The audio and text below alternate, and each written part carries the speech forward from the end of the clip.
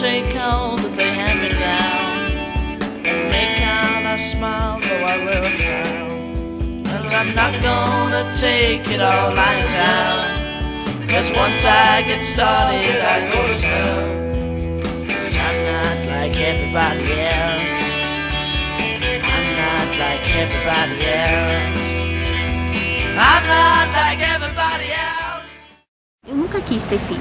Assim, desde adolescente que eu nunca quis ter filho, já era uma opção minha não ser mãe. Eu quis casar bem depois de estudar, de fazer tudo que eu tinha que fazer para depois casar. Tenho os meus sobrinhos, quando eu quero brincar com criança, eu brinco com os meus sobrinhos, depois devolvo bonitinho, né, para suas mães. Um ou outro amigo que chega e fala assim, olha, você não vai ter filho, né? Quando vai nascer o filho? E eu já falo assim, nós não vamos ter.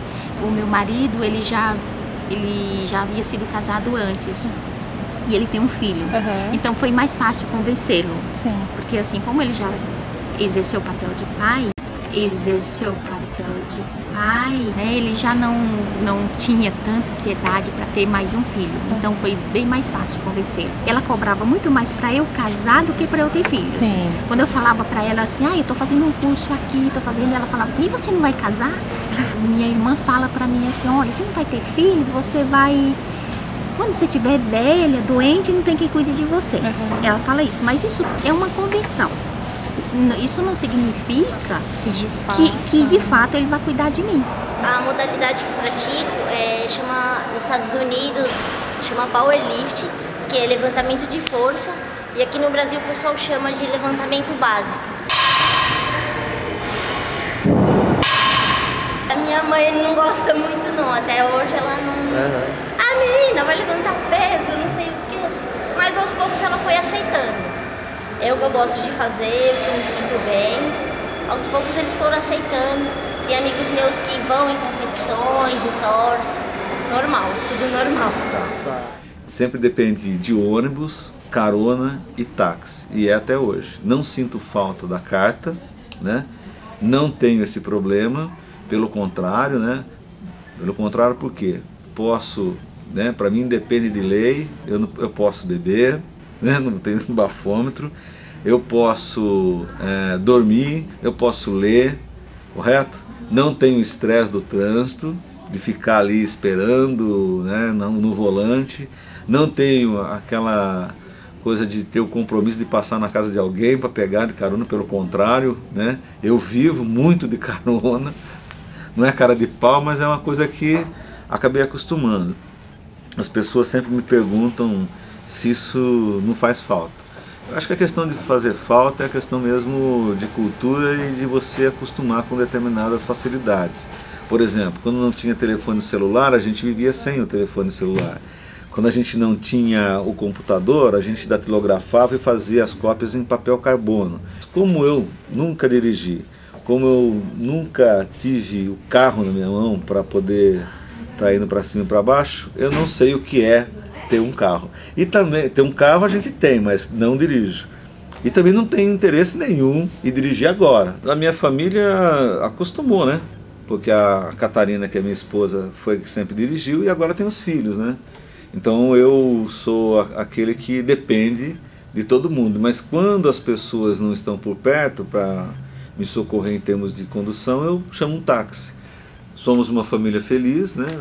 Ela começa com eu e a minha esposa, então nós temos uma diferença razoável de altura, né?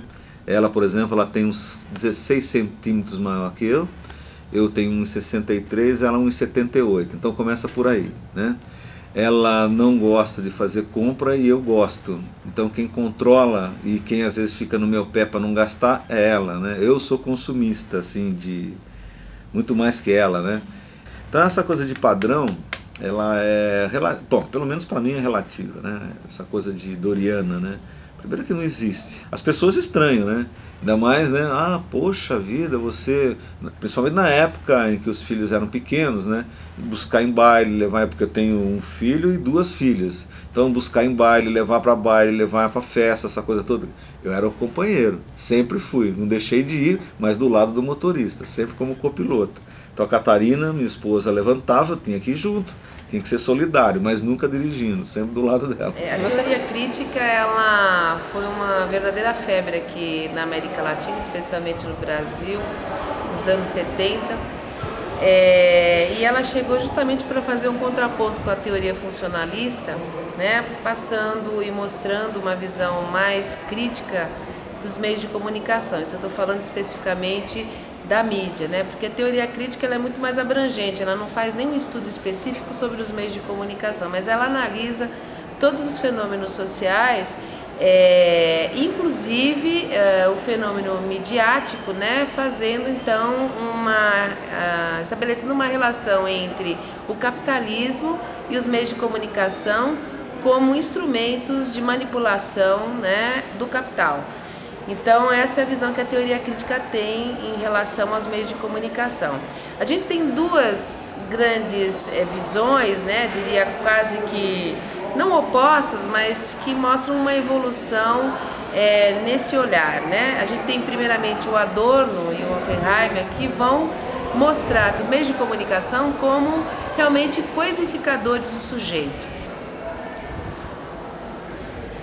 Né? Então o sujeito que está exposto aos meios, ele vai simplesmente responder aquilo que os meios desejam, né? Ele vai ficar passível às influências do meio. E uma outra corrente, que é uma corrente de Walter Benjamin, que vai atualizar um pouco essa visão tão apocalíptica, né, que a teoria crítica tem. Por isso que a gente, no livro do Humberto Eco, a gente tem as duas visões, né, do apocalíptico e do integrado.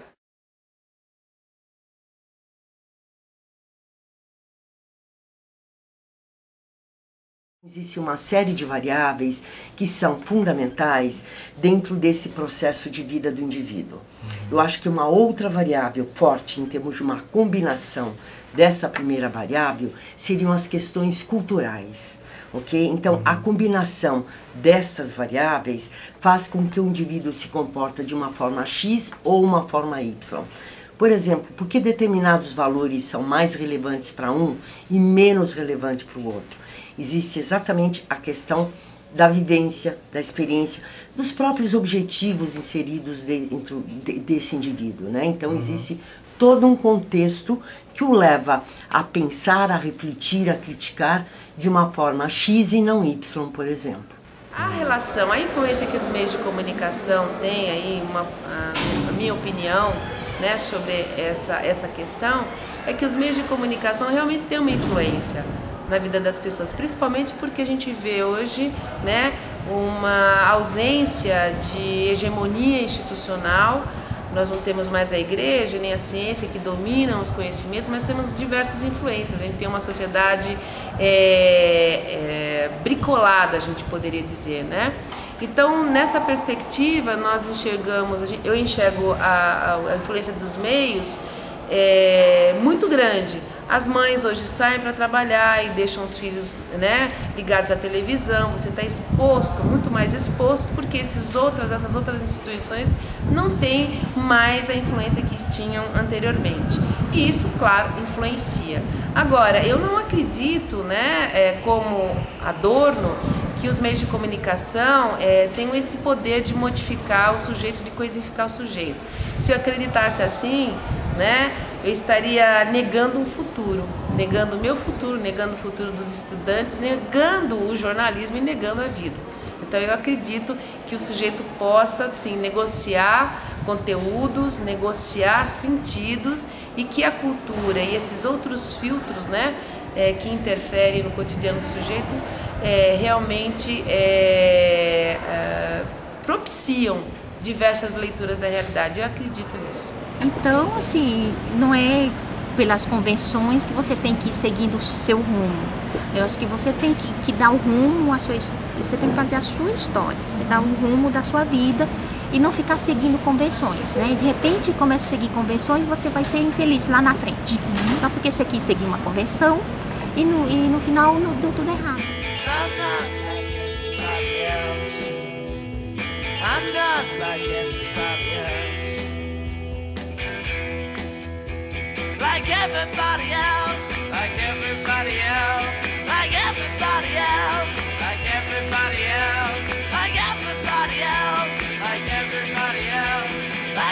everybody else.